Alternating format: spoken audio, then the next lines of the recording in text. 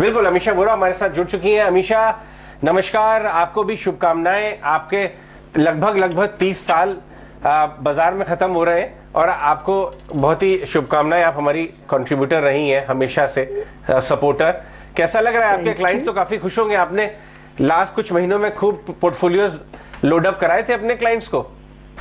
Yes, जैसे कि मैं लास्ट टाइम भी आपके स्टूडियो में आई थी और हमारा डिस्कशन हुआ था कि 15,500 जो हुआ एक अच्छा बॉटम हो गया and it will take a very strong support. And उसके बाद भी चाल मार्केट का बहुत अच्छा रहा and yes, congratulations to all of us. इसमें एक अच्छी बात यह है कि breadth in the support and contribution which has come to Nifty is also very good. जब कि आईटी टॉप पे नहीं है, ऐसे देखा जाए तो लीवर एफएमसीजी भी टॉप पर नहीं है, तभी भी अच्छा ब्रेथ से निफ्टी ऑल टाइम हाई पे गया है। तो I think that the legs to the market still continues. Right. तो अमीषा, आपको लगता है कि मिड कैप और स्मॉल कैप भी साथ में चलने लगेंगे अब? और हम विजुअल भी लेके आते हैं हमारे न्यूज रूम में जो सेलिब्रेशन चल रहे हैं उसके, लेकिन अब आपको लग रहा है कि मिड कैप स्मॉल कैप भी साथ में चलना शुरू कर देंगे? अभी भी मेरे ख्याल से मार्केट का breadth in terms of sectors participating बहुत अच्छा इंप्रूव हो गया है। सबसे अच्छा कंट्रीब्यूशन जो नए सेक्टर्स जहां से आ रहा है उसमें रेलवे देख लो, डिफेंस देख लो, पीएसयू बैंक्स देख लो, रिफाइनरी ऑयल रिफाइनरीज जो पीएसयूज में है वो देख लो। तो मुझे लगता है ये जो पीएसयू सेक्टर जो डीप वैल्यू अंडरवेयर व्हाटएवर कहा जाए, और 10 साल से कहीं पर कोई उसको देखने को ही तैयार नहीं था, तो उसमें डिविडेंड डिस्ट्रीब्यूशन है, उसमें वैल्यू है और उसमें से भी सपोर्ट आ रहा है apart from some of the other sectors. So I think that the breadth is very good. Yes, mid cap small cap selectively participate करेंगे। Right, absolutely. Early centre rally शुरू हो चुकी है। देखिए मेरे साथ प्रियंका मानसी है, मैं भी सेंटा वाले कलर्स में अपने व्यूअर्स के लिए आ गया हूँ अपना सेंटा हैट पहन के। लेकिन ये सेंटा रैली चलेगी, आपको लगता है दिसंबर में? तो इनफैक्ट हम बात कर रहे थे ना, हमने हिस्टोरिकली कभी नेगेटिव रिटर्न दिसंबर में नहीं दिए। करेक्ट जी। इनफैक्ट पिछली हिस्ट्री की जो आप बात करें और जिस तरह से लास्ट एक्सपायरी भी करती हुई दिखी, तब भी हमने जिक्र किया था कि आने वाली दिसंबर सीरीज जो उससे एक्सपेक्टेशंस काफी बढ़ जाएंगी। बिल्कुल। आपको लग रहा है कि ये फ्लो जो आ रहा है हमेशा ये जारी रहेगा? दिसंबर में आउटलुक बेहतर है? देखिए, एक इम्पोर्टेंट बात ये है कि बाय 10th-12th दिसंबर थोड़ा वेकेशन मूड ग्लोबली हो जाएगा, तो मेजर सेलिंग तो नहीं होगा। प्लस जब भी एफआई का मेजर सेलिंग था वो पूरा ऑनस्लॉट भी हमने एब्जॉर्ब किया है with our domestic SIP and domestic investment. Onslaught का सेलिंग पे चांस कम हो जाएगा, automatic that will give a good support to market because of the domestic flows and beginning of the year I am very sure new flows starts. Right. Amisha, एक और चीज जो यहाँ पर बिल्कुल चेयर करने वाली है और जो रिटेल इन्वेस्टर्स जो लॉन्ग टर्म स्टोरी पर भी अपना भरोसा रखते हैं, क्योंकि अगर आप पिछले साल से इस साल के यानी जब लास्ट ईयर ये हाई लगा और तब से लेके अब तक के कंट्रीब्यूटर्स देखे ना, तो लार्ज कैप स्पेस के वही नेम्स हैं जो लगातार हमेशा पोर्टफोलियो में रखने की experts, market participants, market leaders, market legends भी बात करते हैं। Majorly stocks like SBI, ICICI bank, Larsen and टुर्बो, तो वही वाले स्टॉक्स पर फिर से आपको भरोसा। एक बार market actually investors always with एक चीज ये भी बहुत बड़ी दिखती है, लार्ज कैप स्पेस और वो भी ऐसे बड़े स्ट्रॉन्ग फंडामेंटल स्टॉक्स की कितनी बड़ी भूमिका होती है, बार बार ऐसे मौके पर दिखता है। सही बात है। देखिए, आईसीआईसीआई बैंक ने लास्ट ईयर बहुत ही अच्छा कंट्रीब्यूशन दिया है, स्टॉक ने भी बहुत ही अच्छा किया है, पर अगर आप देखे जाए तो एचडीएफसी ग्रुप ने दोनों एचडीएफसी बैंक मर्जर की वजह से जो उसके साथ कोई जुड़ी हुई बातें हैं उसकी वजह से इतना कंट्रीब्यूशन नहीं दिया, जबकि उनका वेट बहुत अच्छा है। तो that also gives further support for next full year. When you see next 12 months, so all these things will be behind from perspective of HDFC Bank, and they will be having a 14%, 30% kind of a weightage in the Nifty. वैसे ही IT का कुछ contribution नहीं आया, जबकि उसका weightage वापस Nifty में 14-15% से भी करीब है, तो और रादर उसमें नेगेटिव कंट्रीब्यूशन आया, तो वो दोनों एक अच्छा सपोर्ट करेंगे आगे चलते हुए मेरे हिसाब से निफ्टी को। राइट अमीषा, हमारा पैनल और मजबूत होता जा रहा है, हमारे साथ जुड़ी रही है आप। काफी हिस्टोरिक दिन है और व्यूअर्स और आपके भी फैंस जानना चाहेंगे कि यहाँ से क्या व्यू बनाया जाए। रवि धर्मसी बहुत ही फेवरेट स्टॉक पिकर बाजार के, वो भी हमारे साथ जुड़ रहे हैं ET Now स्वदेश पे। रवि बहुत बहुत शुक्रिया। एक हिस्टोरिक दिन है, फाइनली हमने रिकॉर्ड हाई निफ्टी में भी टेकआउट किया। बैंक निफ्टी तो लीडरशिप चली रही है। आप कौन से ऐसे फैक्टर्स पर नजर बनाए हुए बैठे हैं जिसकी वजह से मजबूती मिल रही है बाजार को?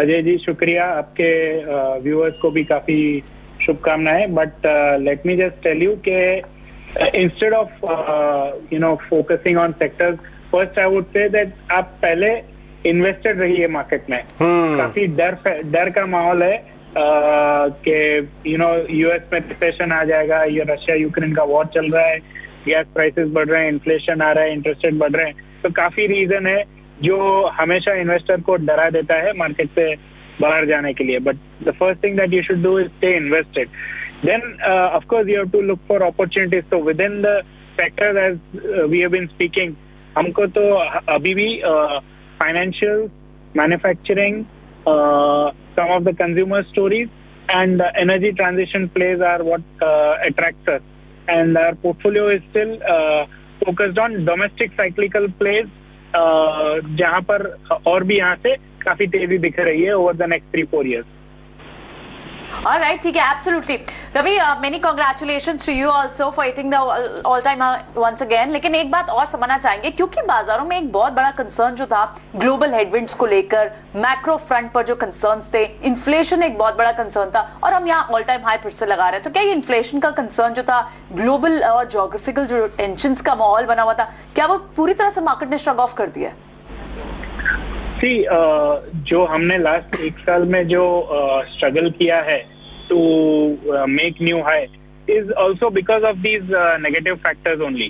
तो जब जहां पर दुनिया ने 30% जैसा डाउनफॉल दिखाया है, तब इंडिया ने रिलेटिवली बेटर परफॉर्मेंस किया है, 15-16%. And yes, I think to a large extent the inflation and the interest rate hikes are factored in. In fact, the inflation should start cooling down going forward, and that should reflect in the pivot that RBI and Fed are likely to do in terms of slowing down in the उनके जो rate hike है उनकी गति कम करेंगे वो आगे चल के. So the market is reflecting that, and overall the economic cycle remains strong. So इसी का reflection है finally market. आपसे रिक्वेस्ट करूंगा 2 मिनट और हमारे साथ रुकने के लिए. अमीषा भी है. अमीषा, यहां से नेक्स्ट 12 महीने के लिए आपको 2-3 अगर एरियाज जिसपे आप बहुत बुलिश हैं वो कौन सी रहेंगी? अमीषा, ठीक है, अमीषा वापस आएंगी. रवि, आप बताइए कि यहां से नेक्स्ट 12 से 14 महीने में कोई ऐसे एरियाज जो आपको लगता है इग्नोर्ड हो बाजार से, अर्निंग्स बॉम्ब हो चुकी हो, ओनरशिप कम हो, जहां पे मीन रिवर्जन का काम हो सकता है, वैल्यूएशन अट्रैक्टिव हो, कौन से एरियाज हैं? हमारा फोकस ज्यादातर अभी फाइनेंशियल और मैन्युफैक्चरिंग पे है अजय. मैन्युफैक्चरिंग में मुझे लगता है कि यहाँ पर और भी हमारे यूटिलाइजेशन लेवल 70-75% पर चल रहे हैं, and we are going to witness capital expansion cycle. So इसका डायरेक्ट बेनिफिशियरी एक तो फाइनेंशियल्स है और दूसरे ये मैन्युफैक्चरिंग इंडस्ट्री जहाँ पर ऑर्डर बुक अच्छी नेक्स्ट 2-3 साल की बन चुकी है. So those companies will continue to do well. थोड़ा सा valuations are not totally in the favor because of market has recognized that as well. So, but at any point, any correction, any 10-15% correction, that should be good buys. Within manufacturing, there are many other individual sectors available. But defense की हमने बात की है पहले. Defense is definitely something that will still continue doing well. कह रहे हैं, और साथ ही सेक्टर्स की आपने बात की कि सेक्टर्स को थोड़ा पीछे रखना है, तो अब बताइए सेक्टर स्पेसिफिक, क्योंकि पिछले हाई से अब तक अगर देखें तो हमने क्लियरली देखा है पीएसयू बैंक ने आउट परफॉर्म, पीएसयू स्पेस ने 50% के रिटर्न्स, उसके ठीक पीछे auto, FMCG plays. Sector specific आगे की चाल कैसे देख रहे हैं आप? तो जो क्लियरली जो हुआ है कि मार्केट में जहां पर भी वैल्यूएशन रिलेटिवली सस्ते दिखे, end of course the fact that वहां पर बैलेंस शीट और पीएनएल दोनों सुधर रही है, तो वो स्टॉक सारे रीरेट हो चुके हैं। तो PSU बैंक्स हो या PSU डिफेंस हो या PSU even some of the commodity companies are also rerating, because वहाँ काफी सस्ता हो चुका था और टोटल अंडर ओनरशिप थी। हैविंग सेड दैट, अभी एक अच्छी खासी रैली आ चुकी है इनमें, and going forward even though things look still attractive, but maybe from next 12 to 18 months point of view कोई problem नहीं लगता है यहाँ पर और भी। Right, absolutely. रवि, एक और चीज समझना चाहेंगे, क्योंकि हो क्या रहा है कि अब बहुत सारे ग्लोबल ट्रेंड्स चेंज हुए हैं ओवर द ईयर ऑल्सो, क्योंकि inflation is a structural story which is here to stay, जो परसिस्ट करेगा ही करेगा। लेकिन उन सेक्टर्स और उन स्पेसेस में शायद वहां ज्यादा अब वैल्यू दिखने लग गई है मार्केट पार्टिसिपेंट्स को भी, जिनके पास स्ट्रॉन्ग प्राइसिंग पावर होगी, जिनके पास इन्फ्लेशन से लड़ने, क्योंकि इन्फ्लेशन तो रहेगा, कमोडिटी प्राइसेस हाई रहेंगे, रॉ मटेरियल कॉस्ट का इंपैक्ट हमेशा रहेगा। लेकिन अब उन स्पेसेस का चयन यहां से आपको लगता है कि ऐसे कौन से स्पेस हो सकते हैं जो शायद इन्फ्लेशन प्रूफ हो सकते हैं, या फिर इन्फ्लेशन के अगेंस्ट जिनके पास स्ट्रॉन्ग प्राइसिंग पावर होगी? क्योंकि अब लाइफ टाइम हाई बनाने के बाद अब हम ऊपर की डायरेक्शन में कौन से स्पेसेस को देखें? इन्फ्लेशन प्रूफ जैसा तो कुछ नहीं है। Of course to some extent some balance sheet and P&L have better ability to absorb, and at the same time I would not say कि अपने आप इंडिया में जो इन्फ्लेशन है वो स्ट्रक्चरल है। It is not the same that we are witnessing in the Western developed economies. In fact, you can say that the deflation in those economies was structural to a large extent, but अब वो थोड़ा inflation की तरफ आ रहा है। And for an economy like India, some amount of inflation is actually desired, क्योंकि if you see from what happened from 2014 to 2020, हमारा ना कि GDP रियल ग्रोथ गिर गया था, बट नॉमिनल GDP ग्रोथ ज्यादा गिर गया था, because inflation was down. So some amount of inflation which is manageable within the range of 2 to 6% is actually a very desirable inflation number, and economy will continue to do well. Tax corrections will remain buoyant, and companies that will have the ability to pass on the cost eventually are the ones that will do well. हमारे साथ Nilesh Shah, Kotak Mahindra AMC के MD and CEO भी जुड़ रहे हैं। नीलेश, शुक्रिया। आज आप ऐसे दिन आ रहे हैं जब न्यू हाई बन गया है, रिकॉर्ड हाई बन गया, और हम लोग उस दिन बात भी कर रहे थे कि इंडियन इन्वेस्टर के जो स्ट्रेंथ है, जो उनका मूड बना है अब, और वो पार्टिसिपेट भी किए, चाहे वो कोविड का लोज हो, स्लो डाउन का फियर हो, वॉर का इश्यूज हो, लेकिन इस बार खुशी इस बात की कम से कम इंडियन इन्वेस्टर ने इस रैली में पार्टिसिपेट किया, क्योंकि हर बार देखते हैं वो पीछे छूट जाते हैं। बिल्कुल ठीक कहा अजय भाई आपने। इस बार का मकाम इसलिए हम पहुंच पाए हैं बिकॉज रिटेल निवेशक ने दिल खोल के निवेश किया है। मार्च 2020 में कोविड का डर, FPI की सेलिंग उनको रोक नहीं सकी। अक्टूबर 21 से लेके जून 22 तक भी global uncertainty, Russia Ukraine situation, FPI की भारी भरकम सेलिंग, ये सारी चीजों के बावजूद रिटेल निवेशक ने भारत की ग्रोथ स्टोरी पे निवेश किया है, और उनके कंट्रीब्यूशन की वजह से ही आज मार्केट इस मकाम पे खड़ा है। Right, absolutely. नीलेश, आपकी वो वाली बात भी बहुत याद आती है बार बार जब आप ये बात करते थे कि कितने भी क्राइसिस का सिचुएशन रहा हो, जितने भी HNI रहे हैं, HNI रिटेल्स रहे हैं, डोमेस्टिक फ्लोज रहे हैं, वो इतने स्ट्रॉन्ग रहे हैं। SIP का फ्लो चाहे हम देख लें, चाहे बाजार पर भरोसा, इस तरह से देखें कि बड़े बड़े मार्केट एक्सपर्ट्स ने कहा है कि HNI रिटेल्स कहते हैं कि नहीं, हमें और पैसा इस वक्त लगाना है। तो ये जो बड़ा कॉन्फिडेंस था इस पूरे एक साल, जब एक क्राइसिस का मोमेंट भी आपने first half of the year में देखा, जियोपॉलिटिकल सिचुएशन ऐसी थी, इस क्राइसिस के मोमेंट में भी, इतनी वॉलेटिलिटी के बीच में भी जब इंडियन रिटेल इन्वेस्टर खड़ा रहा है, तो आगे आप किस तरह के रिटर्न अगले साल या फिर इसके बाद के कौन से बड़े सेक्टर्स आपको दिखते हैं? एक मतलब पहले एक दौर ऐसा था कि जब मार्केट गिरती थी, हम निवेशक को फोन करके कहते थे, अपने डिस्ट्रीब्यूटर्स को फोन करके कहते थे कि देखिए मार्केट गिर रहा है, बट चिंता मत करिए, निराश मत होइए, अपनी ग्रोथ स्टोरी अच्छी चल रही है, आज नहीं तो कल हम रिकवर हो जाएंगे। आज ऐसा दौर आया है कि जब मार्केट गिरता है तो मेरे पार्टनर डिस्ट्रीब्यूटर्स, मेरे निवेशक मुझे फोन करते हैं कि नीलेश भाई, हम पैसा निवेश कर रहे हैं, आप चिंता मत करना, आप मार्केट में खरीदारी करते रहना। तो ये जो मैच्योरिटी आई है निवेशकों में, उसका वाकई काबिल तारीफ है।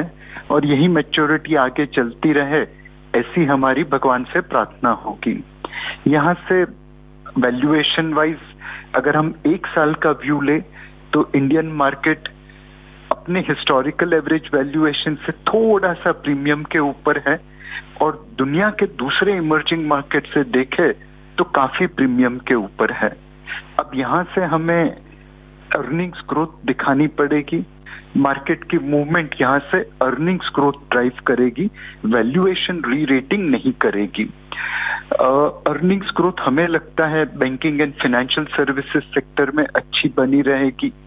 डोमेस्टिक साइकिल लिंक जो सेक्टर्स है, चाहे मैन्युफैक्चरिंग सेक्टर हो, चाहे कैपिटल गुड्स हो, इंजीनियरिंग हो, उनमें भी प्रॉफिट ग्रोथ, अर्निंग्स ग्रोथ अच्छी आएगी।